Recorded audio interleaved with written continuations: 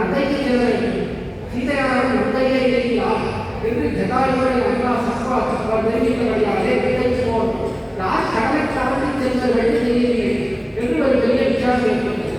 விசாரத்திலே பல பேர்களாலே முடியாது செய்கிறார்கள். ராமபார் கைதாகிமாறு தாண்ட முடியாது. அங்கடன் என்னால் யோசனை தாண்டி போகலாம் சிந்தி வர முடியாத ஒரு சக்தி இல்லை தெரிவித்தார். அப்பொழுது அதுதான் மட்டும்தான் நான் சென்று வருகிறே தெரிவித்தார். ஜம்பமாக பலவழியாக உடைய கலத்தையெல்லாம் கொண்டாட முடியாது. அனுமார் புறப்பட என்று சொன்னார். சொல்லிவிட்டு அவர் வந்து சேர்கிறார். இந்த திருக்குறள் இதற்கு சமீபத்தில்தான் மகேந்திரகிரி என்று ஆச்சரியமான பர்வதம் இருக்கிறது. அந்த மகேந்திரகிரியின் உச்சியில் இருந்துதான் தாமினார் பெரிய சமுதிரம் தாண்டனோ அதற்கு உயரத்திலிருந்து தாண்ட வேண்டும். பெரிய மகேந்திரகிரியின் உச்சிக்கு போனால் குளத்தை பெரிய வடிவத்தை வைத்துக் கொண்டால் பெரிய ஒரு யோஜனை கடை தாண்டோம்னா பெரிய வடிவம் இவ்வளவு பெரிய வடிவை எடுத்துக் கொண்டு பெரிய ஆனந்தத்தோடு இருக்கிறார். மகேந்திரகிரியை இடித்து அனுமான் காட்டினான் என்ற சமுதிரத்தை என்று அற்புதமான உத்தாந்தம் பார்க்கிறோம் ராமாயணத்தில். அந்த அனுமான் இந்த திருக்குறளுக்கு வந்துதான் பெரிய வடிவத்தை எடுத்துக் கொண்டு தாங்கினார் என்ற சொல்றார். அதே போல இருக்கக்கூடியவன் தான் நம்முடைய சுந்தர பரிபூர் வடிவழகிய நம்பி வடிவழகாலே பூர்ணமாக இருக்கக்கூடியவன். அவனுடைய வடிவழகை அனுபவிக்க வேண்டும் என்று சொன்னார்.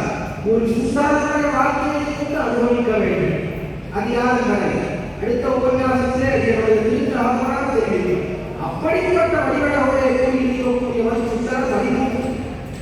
அந்த சுந்தர பரிபூர்களுக்கும் சுந்தரனுக்கும் ஒரு சம்பந்தம் இருக்கும். என்ன சம்பந்தம்? இந்த சுந்தர பரிபூர் முன்னூறு கால் மகாபலியுடைய எய்யவாட்டத்திற்கு வாமனமாக சென்றான், குறுகியவனாக சென்றான், குள்ளனாக சென்றான் என்று அந்த குள்ளனே இந்த வாமன கஷேத்திரத்திற்கு வந்தார். இதே திருக்குறளுக்குரிய குறுகியவனுடைய குறுமுடி என்று குறுகியவன் வாமன் அவனுடைய கஷேத்திரம் இந்த குறுமுடி. இந்த குறுமுடிக்கு வந்தவாறே உங்களுக்கு எப்படி சேஷம் செல்வம் பெரியதிலே கூட சேஷம். அந்த குறுகியவன் எவ்வளவு அழகோடு இருக்கிறார். அதே அழகோடு இடத்திலே அச்செல்வம் வெங்கடேரியோடு சக்கரங்களோடு சக்கராசிக்கான பேர் அனுமான் அவன் சிறியவனாக இருந்தவன் தன்னுடைய திருமேனியை வளர்த்துக் கொண்ட இடம் இந்த பொருள். அதான திருமேனியிலிருந்து பெரிய திருமேனியில்தான் சமுதிரத்தை தாண்டத்துக்காக சுந்தரனாக ஆகும். அதே போல குறுகியவனான ராவணன் அடியாளர்கள் எல்லோரும் சேமிக்க வேண்டும் என்கிறபடியாலே பெரிய திருமேனியோடு விளங்கி சேர்த்தான். அவன் வளர்ந்து நிற்கக்கூடியவன் சுந்தரவனுடன் வளர்ந்து நிற்கக்கூடிய இடம் இந்த திருக்குறள். இந்த அளவிற்கு நாம் சிவசாசிக்கிறான் என்று பார்க்கிறோம்.